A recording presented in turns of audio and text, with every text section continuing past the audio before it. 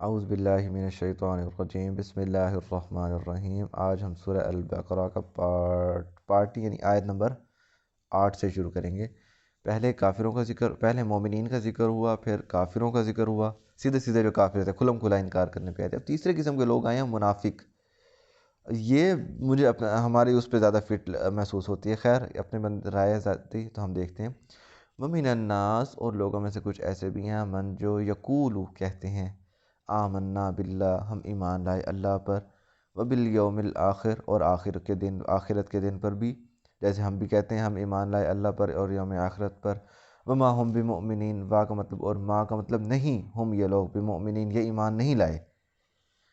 کچھ لوگوں میں سے ایسے ہیں جو کہتے ہیں ہم ایمان لائے اللہ پر یوم آخرت پر، وہ ایمان نہیں لائے۔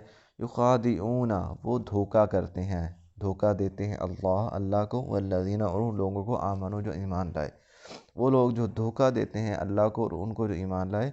وما، وا کا مطلب اور ما کا مطلب نہیں، یخدعون، وہ دھوکہ دیتے الا، سوائے انفسہم، اپنے نفسوں کو۔ وا کا مطلب اور ما نہیں، یشعرون، وہ اس کا شعور نہیں رکھتے۔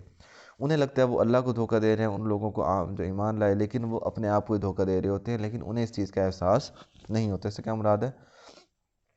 ہم اکثر دیکھتے ہیں نا، جو غداریاں ہو رہی ہوتی ہیں مطلب عام روٹین میں، اپنے ہی لوگوں کے ساتھ دو نمبریاں کرتے ہیں، تو وہ بھی اس فہرست میں شامل ہوتے ہیں، ایمان والے لوگوں کے ساتھ۔ اور دوسرا، اللہ تعالیٰ کو دھوکہ دے کے کیا کر لیں گے؟ انہیں لگتا ہے ہم اللہ تعالیٰ کو دھوکہ دے دیں گے، لوگ ایمان والوں کو دھوکہ دے دیں گے، ایمان والوں کو دھوکہ دے کے انہیں کیا کروا دیں گے؟ مروا دیں گے۔ کیا کروا دیں گے؟ زیادہ سے زیادہ ان کے لیے تو جنت ہے، چاہے وہ جئیں چاہے وہ مریں۔ اصل میں تو یہ اپنے لیے جہنم کا عذاب کھڑا کر رہے ہوتے ہیں، لیکن انہیں اس چیز کا احساس نہیں ہوتا۔ اللہ تعالیٰ کو کیا پڑی ہے؟ خود ہی جہنم میں جانا، جاؤ، اللہ تعالیٰ کو کیا ہے اس چیز سے؟ فی قلوبہم، ان کے دلوں میں ہے، مرض، بیماری، ان کے دلوں میں بیماری ہے۔ یہ منافقین کا ذکر ہو رہا ہے۔ فی قلوبہم، ان کے دلوں میں مرض، بیماری ہے۔ بیماری سے مراد حسد کی بیماری، کیونکہ انہیں لگتا تھا کہ یہ آپ صلی اللہ علیہ وسلم اور یہ بنو اسماعیل پہ، دو قبیلے تھے نا، حضرت ابراہیم کے دو بیٹے تھے، بنو اسماعیل حضرت اسماعیل کی اولاد، اور اسرائیل، بنی اسرائیل حضرت اسحاق کی اولاد میں سے ہے۔ تو اب تک جتنے بھی نبی آئے حضرت ابراہیم سے لے کے حضرت عیسیٰ تک، وہ سارے کے سارے آئے یہودیوں میں، بنی اسرائیل میں۔ اب انہیں بھی یقین تھا آخری نبی بھی انہی میں آئے گا، لیکن آخری نبی آ گیا بنو اسماعیل میں، حضرت اسماعیل کی اولاد میں سے۔ تو انہیں اس چیز کا بڑا دکھ ہوتا تھا اور غصہ آتا تھا، حسد تھا کہ بھی انہیں کہاں سے ایمان مل گیا ہے۔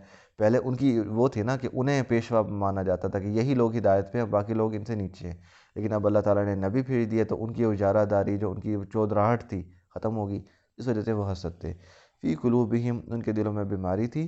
فزادہم، زیادہ کر دیا، زیادہ کا مطلب زیادہ کرنا، ہم ان کے، اللہ نے، مرضا، بیماری، ان کی بیماری کو زیادہ کر دیا۔ اس سے مراد یہ ہے کہ اللہ تعالیٰ نے مومنین کو تو ترقی دینی تھی، ایمان تو بڑھانا تھا لوگوں کے دلوں میں، اور ویسے بھی اسلام کو ترقی دینی تھی، پوری دنیا میں اسلام پھیلنا تھا، تو ان سے ان کے حسد خود بخود بڑھنا تھا، تو اللہ تعالیٰ نے ان کی بیماری کو بڑھا دیا۔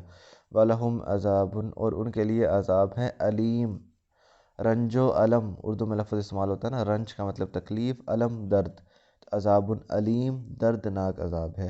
بما کانوا، اس چیز کے بارے میں، یکذبون، جو یہ جھٹلاتے تھے۔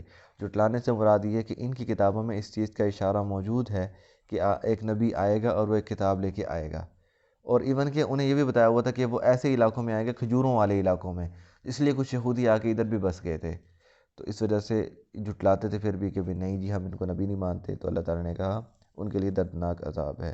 وَإِذَا، اور جب، قیلا کہا جائے، لہم ان سے، لا تفسدوا فی الارض، نہ فساد مچاؤ، تفسدو، تم فساد مچاؤ، فی الارض، زمین میں، قالو، کہتے ہیں، انما، بے شک ہم تو، نحنو ہیں، انما، بے شک، نحنو کا مطلب ہم ہیں، مصلحون، اصلاح کرنے والے، کہ بے شک ہم تو اصلاح کرنے والے ہیں۔ یا جو مسلمان کمزور ایمان کے تھے نا، ان کو گمراہ کرنے کی کوشش کرتے تھے، جیسے قبلہ تبدیل ہوا ہے نا، تو کہنے لگے قبلہ بھی کوئی تبدیل کرنے کی چیز ہے، انہوں نے صرف ہماری مخالفت میں قبلہ تبدیل کیا، پہلے بیت المقدس تھا اور اب خانہ کعبہ بنا رہے ہو، تو ہماری مخالفت میں یہ کوئی نبی نہیں ہے۔ تو کمزور ایمان والے جو تھے شروع میں جو تھے، وہ ظاہر گمراہ ہو جاتے تھے۔ اپنا ان کا مقصد اصلاح کرنا تو نہیں تھا، لیکن ہمیں کہتے تھے ہم اصلاح کرنے والے ہیں، لیکن یہ فساد مچاتے تھے۔ آج آیت نمبر 11 تک ہو گیا، کل انشاءاللہ آیت نمبر 12 سے پڑھیں گے۔ وما علینا الا البلاغ المبین۔